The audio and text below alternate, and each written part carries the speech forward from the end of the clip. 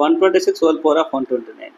దీంట్లో మనకి unit place ఏమొస్తుందో find out చేయాలి. అంటే మనం 126ని 129 టైమ్స్ మల్టిప్లై చేస్తే యూనిట్ ప్లేస్ ఏమొస్తుందో ఫైండ్ అవుట్ చేయాలి.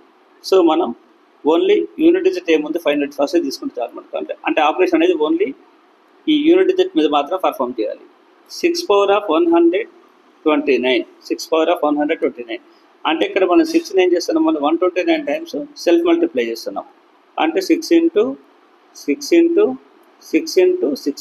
సో మనం ఆ విధంగా టోటల్ వచ్చేసి 129 టైమ్స్ మల్టిప్లై చేస్తున్నాం. 129 టైమ్స్ మల్టిప్లై చేస్తున్నాం. అయితే ఫర్ ఎగ్జాంపుల్ 6 పవర్ 1 తీసుకుందాం. 6 పవర్ 1 అంటే 6 వస్తుంది. నెక్స్ట్ 6 పవర్ 2 తీసుకుందాం. అంటే ఇక్కడ 6ని 2 టైమ్స్ మల్టిప్లై చేస్తున్నాం. 6 6 36 అంటే యూనిట్ ప్లేస్ వచ్చేసి మళ్ళీ 6 వస్తుంది. నెక్స్ట్ 6 పవర్ 3 తీసుకుంటాం. 6 పవర్ 3 అంటే 216 వస్తుంది. 216 అంటే మళ్ళీ యూనిట్ ప్లేస్ ఏముంది, మళ్ళీ 6 ఉంది.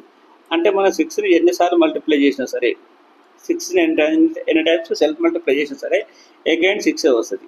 అంటే మన గివెన్ నెంబర్ అనేది మనకి 6తో ఎండ్ అయినట్లయితే, గివెన్ నెంబర్ అనేది మనకి 6తో ఎండ్ అయినట్లయితే పవర్ ఏదున్నా మనకు సంబంధం లేదు, ఆన్సర్ మాత్రం అంటే యూనిట్ డిజిట్ మాత్రం అగైన్ 6 అవుతుంది.